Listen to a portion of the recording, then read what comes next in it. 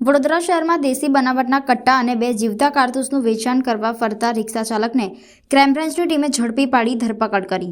વડોદરા શહેરમાં આગામી દિવસોમાં તહેવારોની ઉજવણી શહેરમાં શાંતિપૂર્ણ ભાઈચારાના વાતાવરણ વચ્ચે થાય અને કાયદો વ્યવસ્થા જળવાઈ રહે તે માટે વડોદરા શહેર પોલીસ કમર કસી રહી છે। અસામાજિક તત્વોને ઝડપી પાડવા બાતમીદારોને કામે લગાડ્યા છે। દરમિયાન વડોદરા ક્રાઇમ બ્રાન્ચની ટીમે નવાયાર્ડ વિસ્તારમાંથી રિક્ષા ચાલકને દેશી બનાવટના કટ્ટા અને 2 કારતૂસ સાથે ઝડપી પાડી તેના વિરુદ્ધ કાયદેસરની કાર્યવાહી હાથ ધરી છે।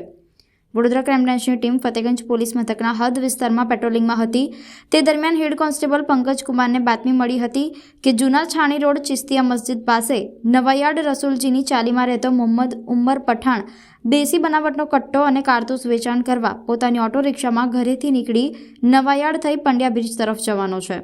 જે બાતમીના આધારે ક્રાઇમ બ્રાન્ચની ટીમે નવાયાર્ડ નાળાના ઢાળ પાસે વોચ ગોઠવી ઊભી થઈ ગઈ હતી।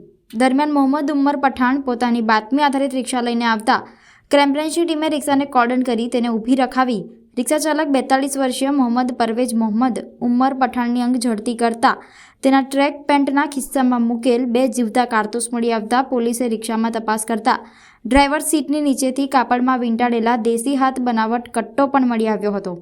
પોલીસે રિક્ષા ચાલક મોહમ્મદ પરવેજ મોહમ્મદ ઉમર પઠાણની ધરપકડ કરી 2 જીવતા કારતૂસ દેશી હાથ બનાવટ કટ્ટો ઓટો રિક્ષા તથા મોબાઈલ સહિત કુલ 65,000નો મુદ્દા માલ કબજે કરી ક્રાઇમ બ્રાન્ચ ખાતે આર્મ્સ એક્ટ હેઠળ ગુનો નોંધી કાયદેસરની કાર્યવાહી હાથ ધરી છે।